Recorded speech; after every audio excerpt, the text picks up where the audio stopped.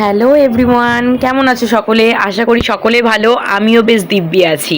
রূপুর diary চ্যানেলে তোমাদের সকলকে ওয়েলকাম আমার নতুন আরও একটি ভিডিওতে। এখন সকাল ওই 9টা মতো বাজে।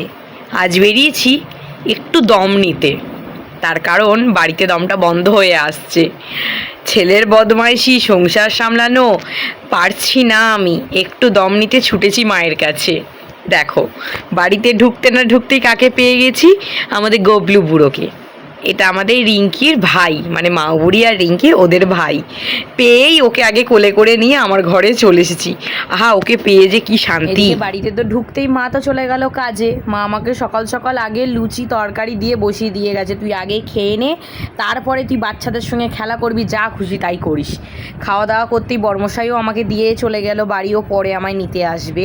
এদিকে মা বুড়ি চলে এসেছে আমার কাছে। ওর সে কি ভালোবাসা, তো রূপু পিসি নয়, খালি রূপুমা রূপুমা করে ডাকবে আমায়, কত আদর। তারপরেই সে তার টিনটিন ভাইকে পেয়ে গেছে। দুজনকে একভাবে ঘরে বসিয়ে দিয়েছি খেলা করতে, ওদেরকে খেলায় মত্ত করে দিয়েছি। দিয়ে আমি চলে যাচ্ছি রান্না করতে। মা আমাকে আজকে রান্নার দায়িত্বটা দিয়ে গেছে, বলেছে কিছু রান্না আমি করে রেখে যাচ্ছি, তুই কিছুটা করে নিস। তাই পুঁই শাকের তরকারি করছি আমি চিংড়ি মাছ দিয়ে। মা সমস্ত যদিও আনাজ টানাজ কুটে দিয়ে গিয়েছিলো, আমি জাস্ট ওই খুন্তি নেড়ে তরকারিটা করে দিচ্ছি। আর মা তো সকাল সকাল কাজে চলে যায়, অত কিছু রান্না করে রেখে যাওয়ার হয়তো সময় হয় না, সেই কারণেই মা দু একটা পদ আমাকে করে নিতে বলে। সেই জন্য আমি কিছু রান্না সেরে নিলাম। এরপরে রান্নাবান্না বসিয়ে নিয়ে দেখো গবলু বুড়ো আবার চলে এসেছে আমার কাছে। গবলু বুড়োকে নিয়ে শুয়ে শুয়ে গল্প করছি। আর ছোট্ট পাগলি বুড়িটা, মানে রূপকুমার আর রূপকুমারের বোন, ওরা বাড়িতে নেই, ওরা গেছে মামার বাড়িতে। ওরা থাকলে তো আরও এক ঘর লোক আমার, আহা কি যে শান্তি। 2000 years later. এরপর বেশ খানিকটা পরে ও চান টান করে ওর মা ওকে আমার কাছে দিয়ে গেল। ওর মা চানে যাবে, এবার ছানাটাকে ধরার কেউ নেই, ওর মা চানে যেতে পারছে না, তাই আমার কাছে রেখে ওর মা চানে গেল। এরপর ওর মা চান করে আসার পর ওর মায়ের কাছে ওকে দিয়ে আমি চলে এলাম ঘরে, আমার ছানাকে খাওয়াতে বসালাম। দুপুর গড়িয়ে যাচ্ছে, মাও চলে এসেছে কাজ থেকে এখন। দিয়ে ভাত বেড়ে দিয়েছে, আমি আগে বাবুকে খাইয়ে নিই, তারপরে আমরা খাবো। ও যেহেতু মাংস খাবে না, তাই মাংসের মেটে দিয়েছি, আর পুঁই শাকের তরকারি আর পটল ভাজা দিয়ে ওকে ভাত খাইয়ে নিচ্ছি। এরপর ভাত টাত খেয়ে দুপুরে টানা একটা ঘুম দিয়েছি।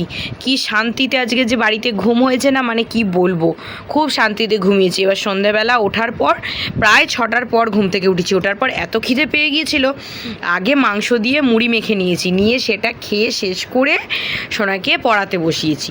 দিদুন বাড়ি এসেছে বলে কি পড়া বন্ধ থাকবে নাকি? এখন দিদুন বাড়িতে তো 2-3 দিনও আছে, সে কদিন কি পড়া বন্ধ থাকবে? ওই জন্য পড়ার ব্যাগ নিয়ে কিন্তু এসেছে, তাই স্লেট নিয়ে ওকে লেখাতে বসিয়ে দিয়েছি। আর বাচ্চাদের কি প্রবলেম জানো তো, 2-3 দিন পড়া যদি বন্ধ দিয়ে দিই, দেখবো 3 দিন পরে পড়াতে বসাচ্ছি, অর্ধেক জিনিসও ভুলে গেছে, পড়তে বসতে চাইবে না। তাই পড়াটা রোজ একটুখানি করে হলেও আমি করাতে থাকি, নালে বাড়ি গিয়ে যখন ওকে পড়তে পাঠাবো পড়তে যেতে চাইবে না, লেখা অর্ধেক ভুলে যাবে। ওই জন্য ব্যাগপত্র নিয়েই আমি আসি, যে তুই যাবি ওখানে, বনুরাও পড়তে বসবে, তুইও পড়তে বসবি। পড়াশোনা করলো। এরপর সন্ধেবেলা রূপকুমার মামার বাড়ি থেকে চলে এসছে, ব্যাস সে তার রূপদাদাকে পেয়ে গেছে। রূপদাদা আর টিনটিন ভাই, দু ভাইয়ে খেলতে বসে পড়েছে।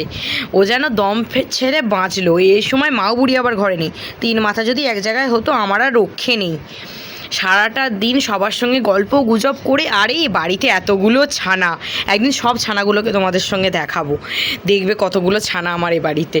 তো সব ছানাদের নিয়ে সময় কাটাতে কাটাতে কখন সকাল থেকে রাত হয়ে গেল চোখের নিমিষে। এইভাবে একটা দিন পার হয়ে গেল। যাকে 2-3টে দিন আছি, হই হুল্লোড় করে কাটিয়ে কেটে যাবে দিনগুলো, চলে যাব বাড়ি। আজকের দিনটা তাহলে এখানেই শেষ করছি, দেখা হচ্ছে আবার খুব তাড়াতাড়ি। ততক্ষণের জন্য সবাই সুস্থ থেকো, ভালো থেকো, টাটা।